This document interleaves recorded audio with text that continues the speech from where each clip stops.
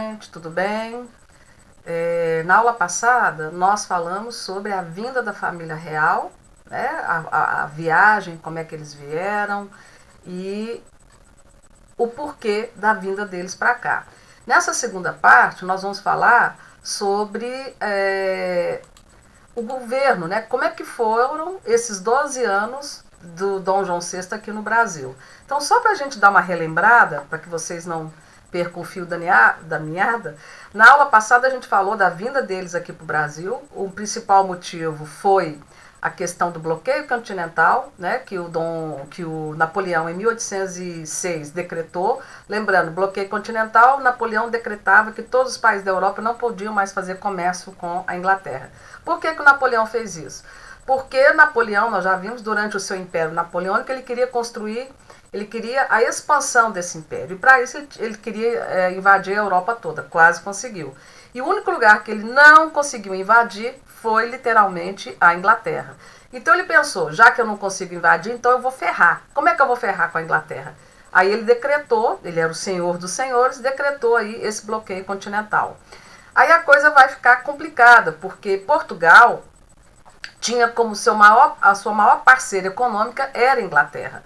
Além do mais, gente, Portugal tinha dívidas já gigantescas com a Inglaterra. Então, Dom João, quando recebeu lá o ultimato do bloqueio continental, ele pensou, se eu ficar, o bicho come. Se eu correr, o bicho pega. Mas ele não teve outra opção. Ele teve que sair correndo.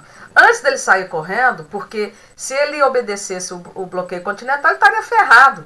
Né? Como é que ele ia deixar de fazer comércio com a Inglaterra? Estava perdido. Então, para isso, evidente que foi criada uma estrutura, ele pediu ajuda à Inglaterra para, né, nesse deslocamento de Portugal para o Brasil, ele precisou de uma escolta, então foram 4 navios ingleses que vieram ali, né, fazendo a segurança de Dom Pedro e toda a sua corte, Dom João, lembrar que vieram mais ou menos 15 mil pessoas, todo mundo, né, que era nobre em Portugal veio, trouxeram tudo, móveis, joias, inclusive Dom João trouxe as joias, trouxe toda a sua biblioteca, para vocês terem uma ideia, tinha mais ou menos 60 mil livros, foi trazido, e principalmente as joias da coroa. Então trouxe tudo. Lembra que a viagem foi horrorosa, 54 dias, da forma mais difícil possível. E só para a gente relembrar, porque a gente já vai explicar isso aqui, o Napoleão já tinha assinado lá, escondido com a Espanha, falou, ó, vou assinar aqui com você esse acordo, eu vou passar aqui nas suas terras para invadir Portugal. Então a Espanha também ajudou Napoleão nisso aí. E quando as tropas francesas estavam a caminho de Portugal, evidente que Dom João já havia saído de lá com toda a sua corte. Gente, assim que Dom João chegou aqui ao Brasil, o primeiro lugar que eles ficaram foi em Salvador, ficaram lá um mês para poder arrumar toda a estrutura para ir para o Rio de Janeiro. Assim que ele chegou em terras brasileiras, no dia seguinte ele assinou lá a abertura dos portos brasileiros a nações amigas. O que isso significava? Significava que os portos brasileiros não iriam só receber os navios portugueses, não, iriam receber todos aqueles que quisessem fazer comércio com Portugal e com o Brasil. Lógico que, evidentemente, era só com a Inglaterra. Então, ele abriu os portos para a Inglaterra. Tipo assim, pode vir, Inglaterra, pode vir que nós estamos aqui numa boa. E depois, gente, ele assinou esse acordo super importante chamado Tratado de Comércio e Navegação, de 1810, que, na verdade, era um tratado de amizade, comércio e navegação com a Inglaterra. Esse tratado dizia o seguinte, foi assinado entre Portugal e Inglaterra, que estabelecia taxas de importação, ou seja, alfandegárias, para os produtos ingleses. Então é o seguinte, aqui no Brasil, os ingleses podiam encostar lá as embarcações, vender tudo que eles quisessem, as quinquilharias deles, porque eles pagariam apenas 15% de imposto. Os produtos portugueses, 16%, e qualquer outro país que quisesse vender alguma coisa aqui, 24%. Um absurdo, né? E por que ele favoreceu os ingleses? É evidente, ele tinha que continuar favorecendo quem lhe emprestava din-din, a quem ele devia horrores. E também, pessoal, naquela época, praticamente, não havia fábrica de nada no Brasil. O Brasil não fabricava nada, até porque ainda era colônia. Então, todo mundo tinha que comprar os produtos ingleses, que eram, obviamente, de muito melhor qualidade, mas vendia também tudo quanto era porcaria, mas mais barato que os produtos portugueses. Além desses valores, o tratado firmava um compromisso em que o tráfico negreiro seria posteriormente extinguido. Isso aqui, gente, a gente vai falar depois, porque isso aqui demorou para acontecer. Quando o Dom João saiu de Salvador, depois de um mês, e foi para a cidade do Rio de Janeiro, ele vai fazer mudanças que vão ser muito favoráveis à cidade. Então, ele vai transformar a cidade do Rio de Janeiro.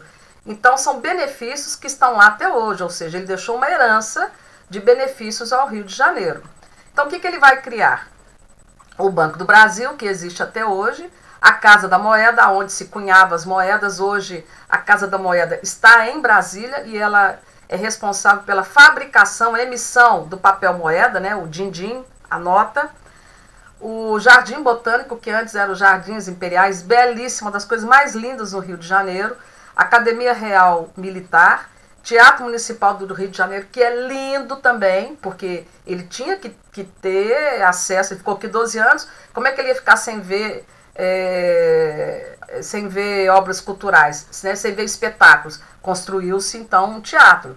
A imprensa, né, aí nós começamos a ter jornais de circulação, ele trouxe também pintores franceses, holandeses, ou seja, ele trouxe muita coisa cultural para o Brasil, ele trouxe pintores para retratar como era o Brasil na época. Então tem muita coisa aí bacana nisso tudo.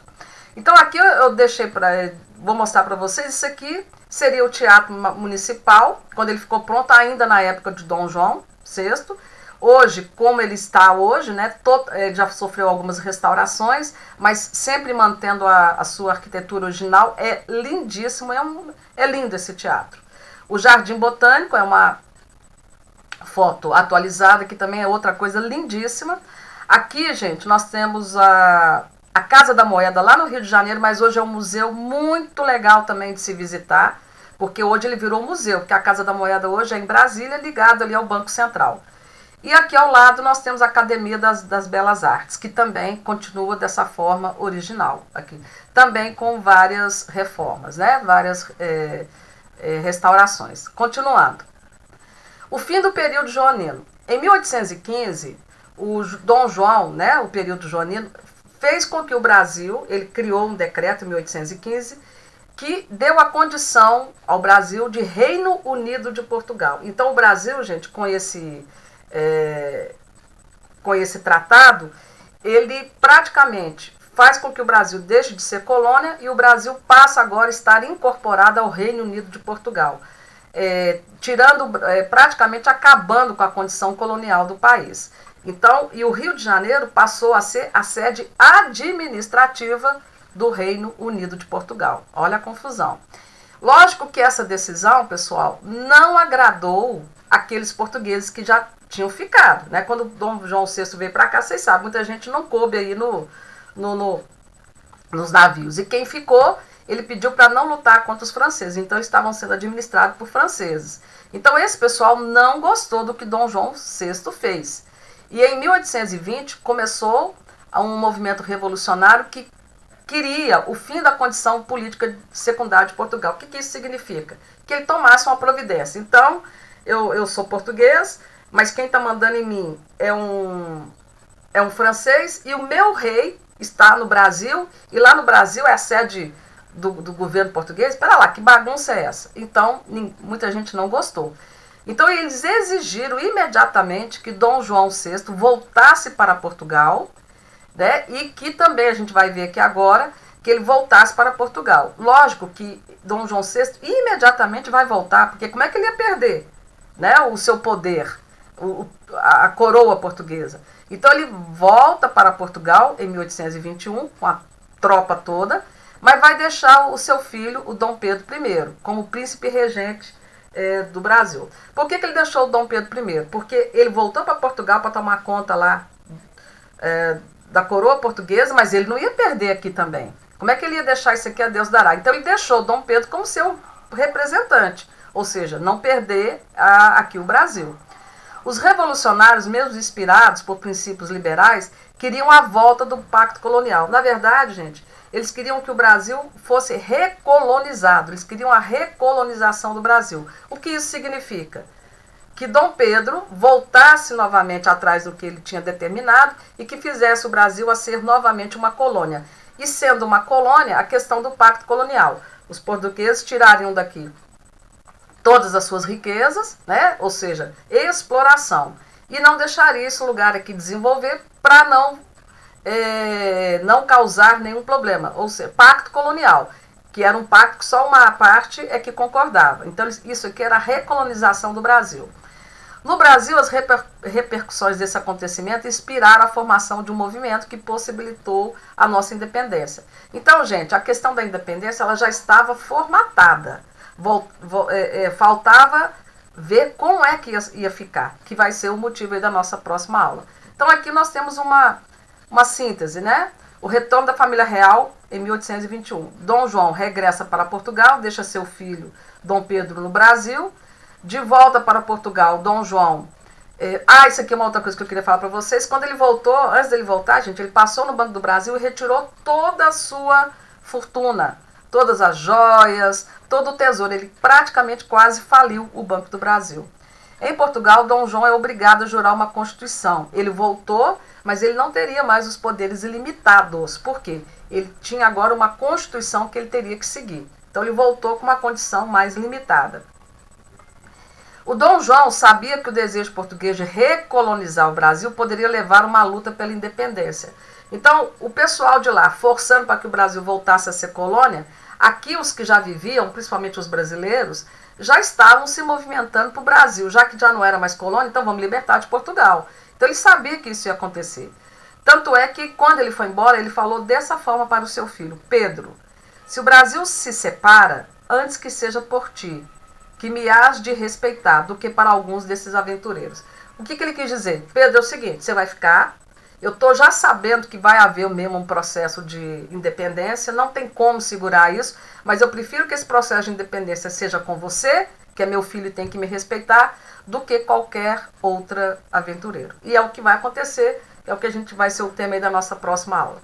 Antes de nós finalizarmos, eu queria falar duas curiosidades sobre o Dom João, que eu já havia prometido na aula anterior. Primeiro, o casamento dele com a Carlota Joaquina, que era espanhola, era um casamento muito infeliz. Foi um casamento arranjado, que Portugal na época fez, um casamento de negócios, para manter a paz com a Espanha. Carlota Joaquina, muito mais nova que ele, ela tinha 12 anos quando ela se casou com ele, ela não suportava Dom João VI, como ele também não aguentava, porque ela era muito histérica, muito meio maluquete.